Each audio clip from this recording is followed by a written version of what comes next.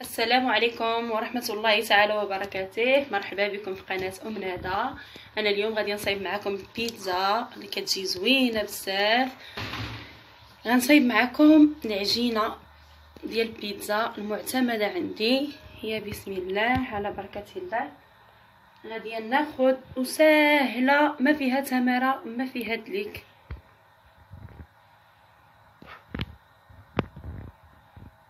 كندير 2 كيسان ديال الدقيق، كاس ديال العنبه، عفوا كندير 3 سمحوا لي، كاس ديال العنبه،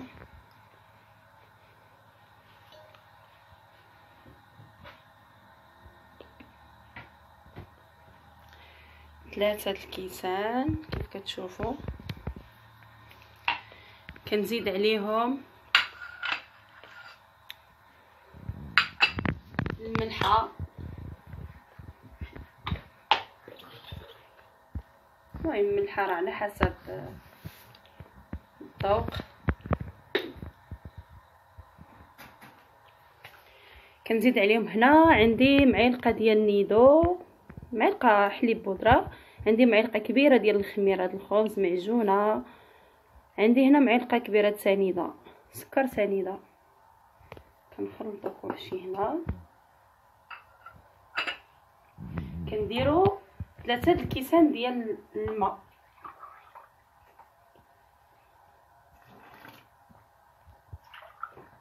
بنفس الكاس، كاس ديال العنبه.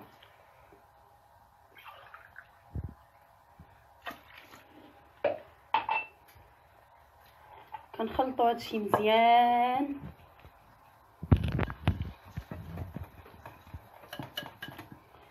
ما كيبقاوش هاد الكويرات، كتمزج الخميره كتذوب الفوي.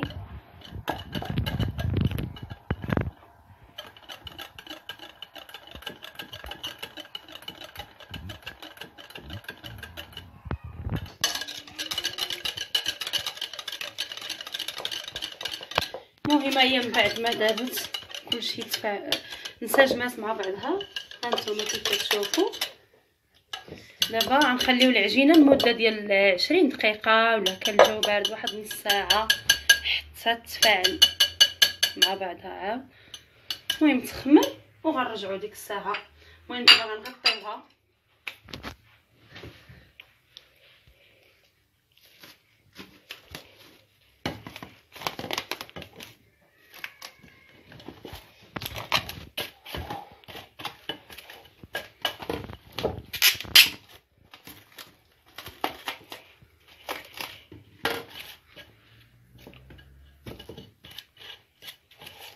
هي من بعد ما غطيناها غنخليوها حتى تخمر واحد نص ساعه ولا 20 دقيقه ونرجعوها. ودابا غندير لاصوص. عندي هنايا قطعت 2 حبات كبار طماطيشه ودرت فيهم واحد 2 فصوص ديال الثومه. غنزيد عليهم واحد نص كاس د الماء، ولا ما وصلش كاع نص كاس، غير شويه، وغنشعل عليها البوطه نخليها حتى طيب. وعاد ديك الساعه غنطحنها ديال الطريقه ديالي اللي كندير بالمطيشه د لاصوص. وغنمشيو غناخذوا مقله،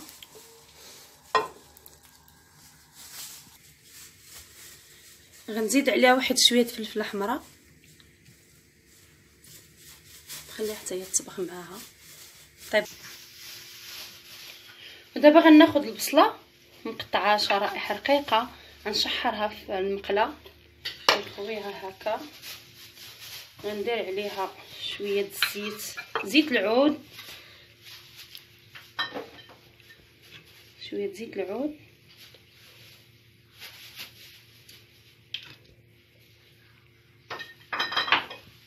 وشويه الملح. نزيد عليها واحد شويه الملحه. المهم الملحه راكم كيف كتعرفوا راه داكشي كيبقى على حسب الذوق. انا غاديه نعمر بالطون، غندير الحشوه ديال الطون. صراحه الحشوه ديالي كنديرها دائما كتجي غزاله والله العظيم، كتجي زوينه. وبما ان الحشوه ديال الطون راكم عارفين المعلبات كيكون داكشي شويه د الملحه، الزيتون عاود ملاح، الفرماج هكاك، هداكشي علاش راكم عارفين خاصكم تنقصوا الملحه. انا راه شويه كنستعمل الملحه وشويه البزار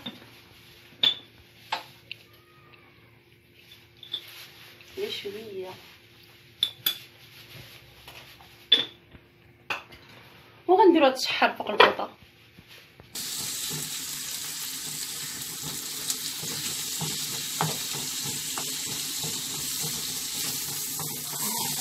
المهم انا كنقطعها شرائح رقيقه باش دغيا كتبان ليا، ما كتاخذش وقت طويل باش تبان. هانتوما كيف كتشوفوا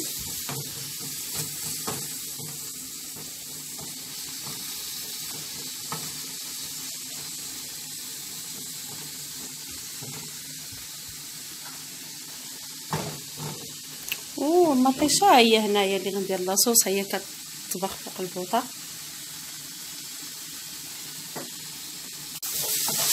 ودابا هي البصله ديالي من بعد ما تشحرات غادي نطفيو عليها البوطه صافي.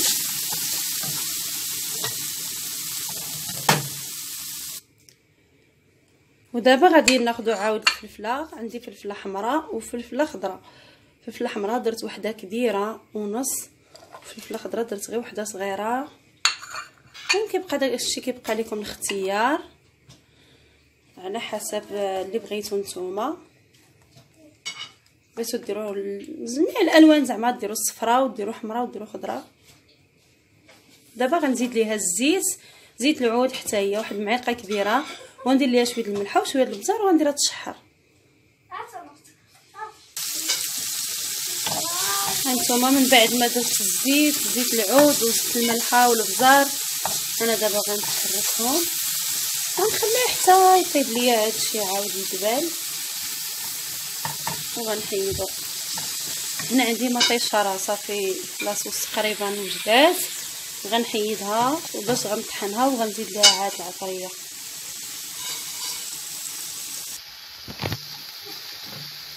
دابا من بعد ما طفيت على مطيشه لاصوص غنحيد ليها الغلاقه وغنطحنها.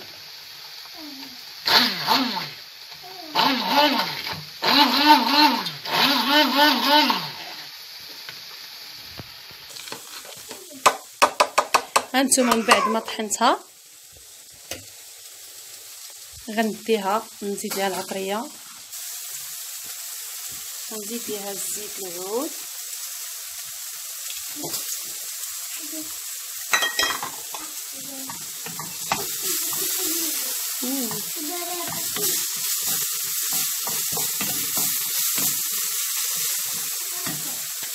ونزيد ليها شويه الملحه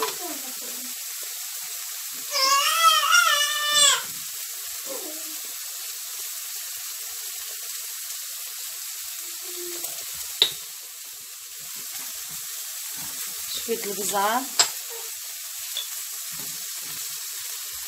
اللي بغات دير السودانيه ديرها، هذاكشي على حسب كل واحد.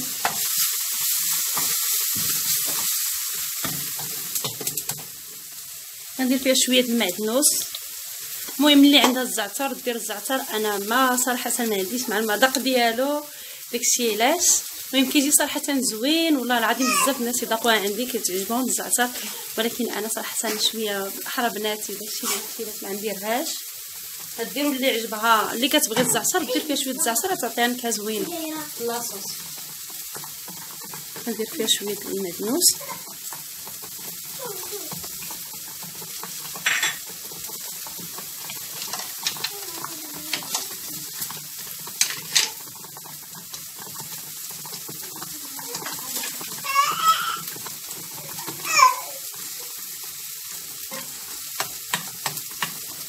نزيد ناخذ شويه د المطيشه الحب. هي عندي معلقه صغيره ديال المطيشه د الحب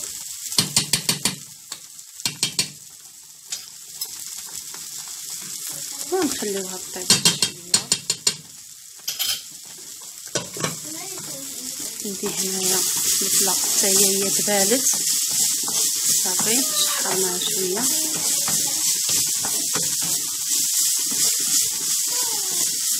صافي غنطفيو عليها وغنمشيو العجينه. دابا صافي راها تفاعلات مع بعضها، غنمشيو نكملوها بالعجين.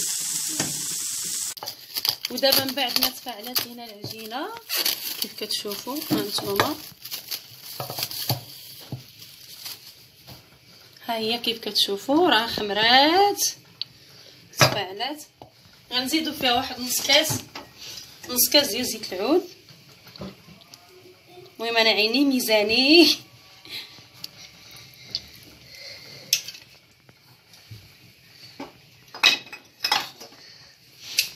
كنزيدو فيها 2 كيسان ديال الدقيق الفينو.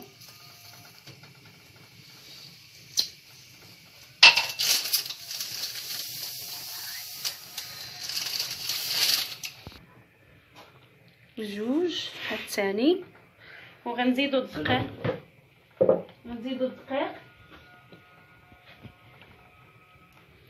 حتى هو الدقيق عاود 2 كيسان.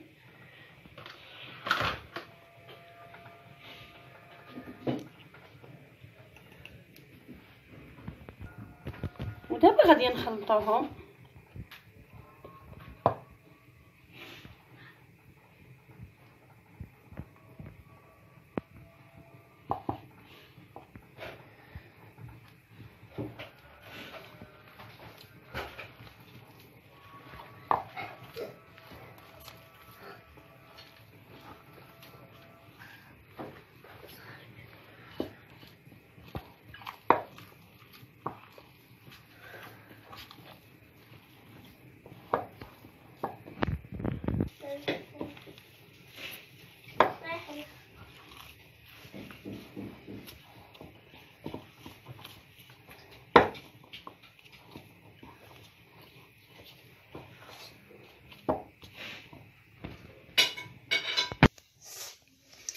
ودابا من بعد ما عجننا العجينه كيف كتشوفوا هانتوما صراحه ما كتحتاج لهاد ليكله والو. ها وصافي نيشان كنبداو نخدموا فيها، ما كنخليوهاش تخمر لان خمرات في المره الاولى. انا تخرج ليا 3 الحبات.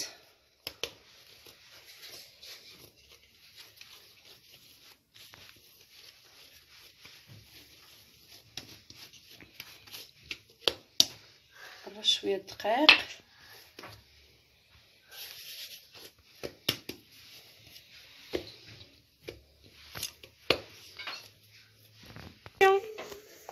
نسيت ما قلتش لكم غنورق قبل ما نبدا، بديت غاديه بوحدي.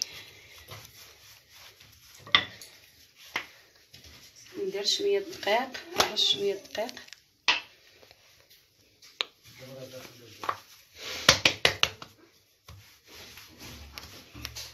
ما خاصهاش تجي غليظه، كنبقاو نورقوا فيها شويه.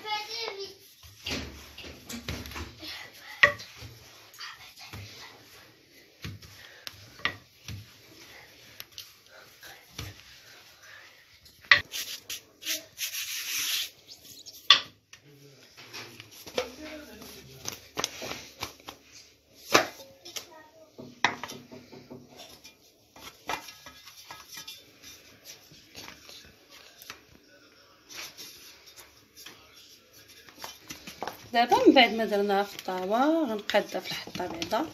المهم انا راه درتها رقيقه، كنحاول نجمع هكا العجينه شويه في الجناب باش تشد ليا الحشوه.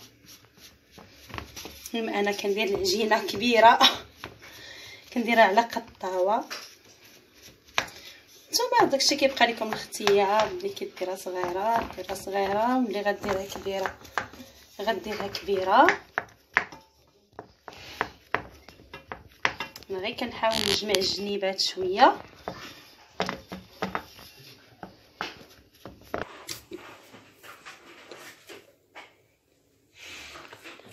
ودابا غادي نثقبوها بالفرشاه.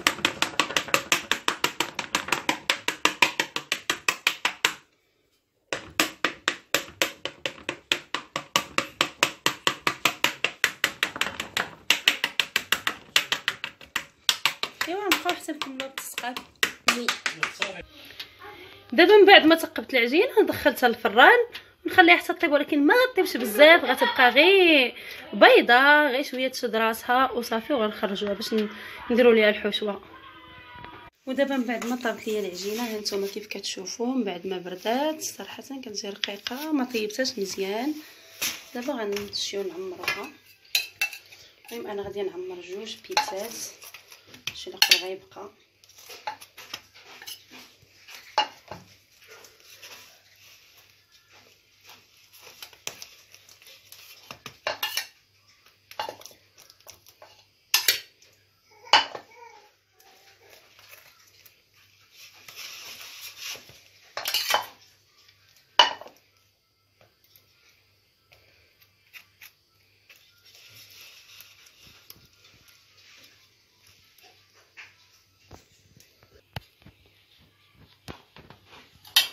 دابا غادي نزيد شويه الفرماج، عندي فرماج احمر،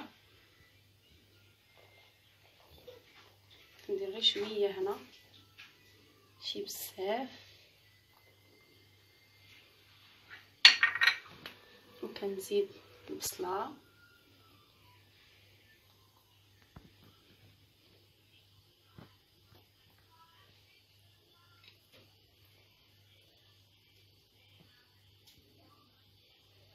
ندير هنا الفلفله،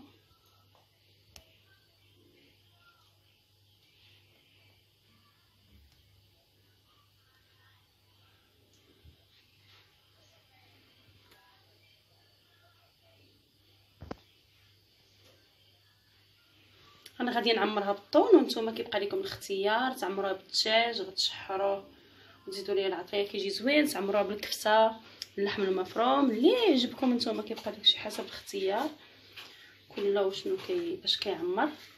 عندي انا هنا الطون، غنعمرها بالطون، كنفرتو صفيتو من الزيت، عندي هنا 2 الحكاك ديال الطون، المقياس ديال الطون.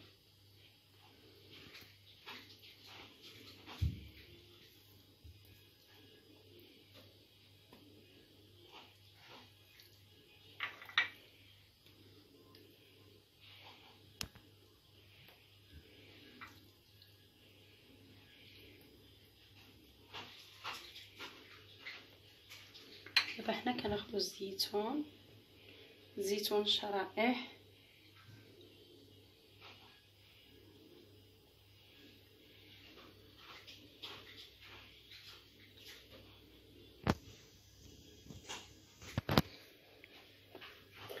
ودابا غنزيدو ليها الفرماج،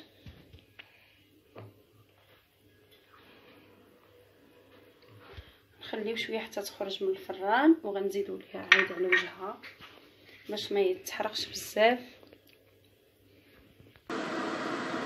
وهذا هو الشكل النهائي ديال البيتزا ديالنا كيف كتشوفوا، ها هي كيفاش كتجي صراحه بالطون، كتجي زوينه، وكيبقى لكم الاختيار ديروها بالكفته، ديروها بالدجاج باش ما بغيتو.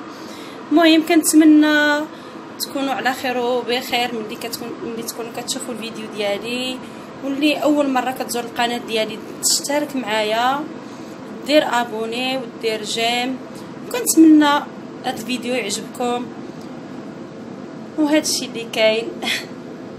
وشكرا ومع السلامه.